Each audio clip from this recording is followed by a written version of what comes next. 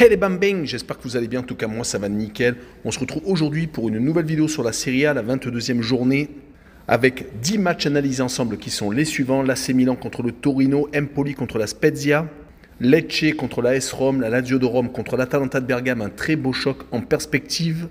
L'Udinese contre Sassuolo, Bologne contre Monza, la Juventus de Turin contre la Fiorentina, Naples contre Cremonese, le Hellas Vérone contre la Salernitana et la Sampdoria de Gênes contre l'Inter de Milan. Avant de commencer, n'hésitez pas à venir nous rejoindre sur le site VIP et les réseaux sociaux. Tout est à l'écran et en description. N'hésitez pas également à mettre vos pronostics, un commentaire et surtout un pouce pour faire remonter la vidéo. Et surtout, abonnez-vous, on est de plus en plus nombreux. Un point sur le classement avec le Napoli qui est premier avec 56 points, 13 points d'avance sur le second qui est l'Inter de Milan avec 43 points, troisième la Roma avec 40 unités. La Lazio de Rome est quatrième avec 39 unités, cinquième l'Atalanta de Bergame avec 38 à égalité avec l'AC Milan qui est sixième avec le goal average moins important. Le Torino est septième avec 30 points, huitième l'Udinese avec 29. En fin de classement, 15e Sassuolo avec 23, 16e la Salernitana avec 21, 17e la Spezia avec 18, 18e la Hellas Vérone avec 14 points, 19e la Sampdoria de Gênes avec 10 et enfin la Cremonese 20e avec 8. Et on attaque avec l'AC Milan qui reçoit le Torino, deux équipes qui se suivent au classement 6e et 7e. Mais l'AC Milan a 8 points d'avance sur le Torino. Par contre, ce qu'on peut dire, c'est qu'ils sont en chute libre totale sur les 4 dernières rencontres. C'est 4 défaites consécutives, toutes compétitions confondues et surtout 13 buts encaissés. Où est passé leur niveau de jeu, voire leur imperméabilité avant Coupe du Monde? Il y a eu quelques blessés, mais quand même, en plus 2 défaites contre l'ennemi, l'Inter de Milan, en Super Coupe d'Italie et dernièrement en championnat. Et à chaque fois, ils n'ont pas marqué de but. Ils vont jouer contre le Torino qui vient de se rassurer avec une victoire contre l'Udinese 1-0 à la maison, mais qui avait un peu plus de mal ces derniers temps sur les 5 dernières rencontres, toutes compétitions confondues. C'est 2 victoires, 1 nul et 2 défaites, mais ils ont également été éliminés de la Coupe d'Italie par la Fiorentina. Mais sur ce match, je vois bien un but partout entre les deux formations et les deux équipes qui marquent, avec une cote à 1,81. On enchaîne avec Empoli qui reçoit la Spezia. Empoli est 12e actuellement avec 8 points d'avance sur la Spezia qui est le premier non relégable. En tout cas, Empoli s'est super ressaisi car sur les 5 derniers matchs, ils n'ont perdu qu'une fois, c'était lors du dernier match à la Roma. Et ils avaient réussi à s'imposer à 2 reprises, dont une contre l'Inter de Milan en déplacement à San Siro.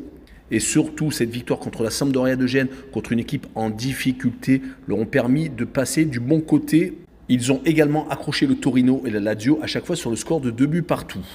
Côté la Spezia, c'est plus compliqué. 3 défaites consécutives en championnat et une en Coupe d'Italie, où ils avaient pris d'ailleurs un 5-2 à l'Atalanta de Bergame. Et les 3 défaites ont été contre Rome, contre Bologne et contre Naples. Mais sur ce match, je vois bien Empoli gagner 1-0. Et je vois le draw no bet avec le pari remboursé si match nul, une cote à 1,44. On enchaîne avec Lecce contre l'AS Rome. Lecce est promu avec une 14e place pour l'instant, alors que l'AS Roma est actuellement 3e avec 40 points et bien placé pour récupérer peut-être une place en Ligue des Champions.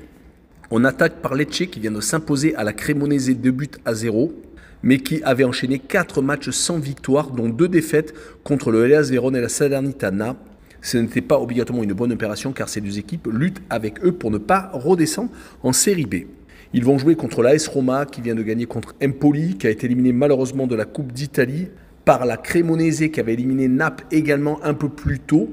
Mais tout de même, 3 victoires sur les 4 derniers matchs de Serie A, c'est tout de même assez intéressant. La seule défaite était au Napoli. Sur ce match-là, je les vois s'imposer 2-1 à Lecce et je vois surtout le plus de 2 buts sur le match, une cote à 1,78.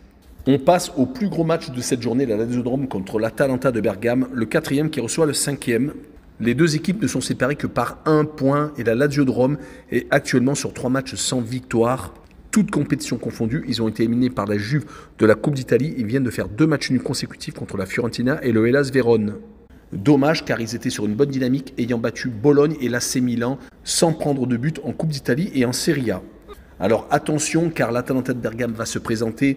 Ils sont également dans un coup de mou, 2 défaites consécutives contre l'Inter de Milan et Sassuolo en Coupe d'Italie et en championnat. Ils avaient pourtant commencé pied au plancher cette deuxième partie de saison battant par exemple 8-2 la Salernitana et gagnant 2-1 à Bologne. On peut également nommer le 3 partout contre la Juventus de Turin. Sur ce match-là, je vois bien un 2 buts partout et je vois le home no bet avec le match nul remboursé 6 victoires de la Lazio à la maison, une cote à 1,97. La rencontre suivante est l'Udinese contre Sassuolo, le 8e qui reçoit le 15e. L'Udinese fait partie des équipes qui étaient un peu la surprise en début de saison, mais malheureusement, ils sont rentrés dans le rang. Sur les 5 derniers matchs, ça se voit car une seule victoire à l'extérieur à la Sampdoria de Gênes, 3 défaites et un seul petit match nul. Et encore, c'était contre le Hellas Vérone, un des relégables actuellement. Le plus inquiétant est ces 3 matchs nuls et ces 2 défaites sur les 5 dernières réceptions. Et ils vont en plus recevoir Sassuolo qui est en train de se réveiller après 2 très belles performances, le 5-2 mis au Milan AC et le 1-0 obtenu contre l'Atalanta de Bergame. Ils en sont même à 3 matchs sans défaite car ils avaient obtenu le 1 but partout à Monza, un des promus. C'est pour cette raison que je vois bien un 1 but partout entre les deux formations avec le home no bet. Et le match nul remboursé, 6 victoires de l'Udinese à la maison, une cote à 1,78. On continue avec Bologne contre Monza. 2 équipes qui se suivent au classement, le 9e qui reçoit le 11e avec seulement 3 points d'écart entre les deux formations. Et ces 2 équipes semblent avoir à peu près les mêmes dynamiques. 3 victoires, 1 nul et 1 défaite pour Bologne et pour Monza. C'est 2 victoires, 2 nuls et 1 défaite, toutes compétitions confondues. Mais elles ont toutes les deux été éliminées de Coupe d'Italie par la Lazio pour Bologne et par la Juve pour Monza. En tout cas, pour cette rencontre, je vois bien Bologne s'imposer 2-1 et je vois le draw no bet avec le pari remboursé, c'est match nul, une cote à 1,53. On continue par la Juventus de Turin qui joue contre la Fiorentina, 2 équipes qui ne s'apprécient pas du tout, avec une Juve qui est 10e ayant pris 15 points de pénalité et la Fiorentina qui est 13e.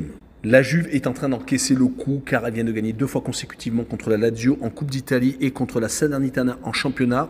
En tout cas, les 2 mauvais résultats contre l'Atalanta de Bergame et contre Monza, à chaque fois à domicile, avaient été consécutifs à l'annonce, ou alors étaient tombés pile à ce moment-là. Mais la Juve, c'est tout de même du solide quand ils reçoivent. Ils ont eu tendance à gagner beaucoup de matchs sans prendre de but, et ils vont jouer contre une Fiorentina qui semble démobilisée avec une seule victoire en Coupe d'Italie sur les 5 derniers matchs, toutes compétitions confondues. Et en championnat, sur les 4 dernières rencontres, c'est 3 défaites et un nul tout de même. Le nul a été quand même obtenu à la Lazio. Donc, dans ce match très compliqué pour les 2 équipes, je vois la Juventus s'imposer 2-0 et je vois un but de Vlahovic, l'attaquant qui revient de blessure avec une cote à 2,40. On poursuit avec le duel des extrêmes, Naples premier contre la Cremonese qui est dernier. Les 2 équipes se sont déjà rencontrées il y a peu de temps et surprise, la Cremonese a éliminé Naples de la Coupe d'Italie. Après avoir été menés, ils avaient réussi à s'imposer au pénalty, 2 buts partout dans le temps réglementaire et les prolongations. Mais le Napoli vole en Serie A sur les 4 dernières rencontres. C'est 4 victoires quand on voit les adversaires, la Roma, la Juventus de Turin, c'est déjà pas mal après. Même contre les petites équipes, ils ont tendance à ne pas faire de quartier 2-0 à la Salernitana et 3-0 à la Spezia. Donc j'ai bien peur que la Cremonese subisse encore une fois de plus la loi napolitaine. Surtout que sur les 5 derniers matchs de Serie A, c'est 4 défaites et un nul.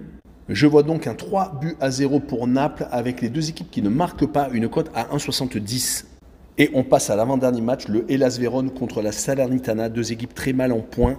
Le Hellas Vérone est premier relégable avec 14 points alors que 7 points au-dessus, c'est la Salernitana qui est 16e. Mais le Hellas est en train de se ressaisir car il n'a plus perdu depuis 3 rencontres. 2 matchs nuls obtenus contre l'Udinese et la Lazio de Rome qui est très intéressant. Et surtout une victoire contre Lecce, une équipe qui est également à la lutte avec la Salernitana. Mais on peut également rajouter la victoire contre la Cremonese le 9 janvier. Donc que du positif actuellement pour l'avant-avant-dernier. Par contre, la Salernitana ne gagne plus trop ces derniers temps. Une seule victoire sur les 5 derniers matchs et elle a été à l'extérieur à Lecce. Par contre, les défaites ont été contre des gros bras, l'Atalanta, Naples et la Juventus de Turin. Mon pronostic sera une victoire du Hellas Vérone 2-1. Je verrai bien le plus de 2 buts sur le match. Une cote à 1,50. Et on finira par la Sampdoria de Gênes contre l'Inter de Milan, avec la Sampdoria de Gênes qui est 19e et l'Inter qui est second. Tout va très très mal pour la Sampdoria de Gênes qui n'arrive plus à gagner. Sur les 5 derniers matchs, c'est 4 défaites et un nul. Donc la venue de l'Inter ne va pas arranger les affaires malheureusement des avant-derniers. Et surtout que l'Inter est en train de se réveiller car ils ont eu une grosse baisse de régime. Et ils se retrouvent maintenant second même s'ils sont à 13 points du leader. C'est d'ailleurs la seule équipe qui a réussi à battre Naples cette saison.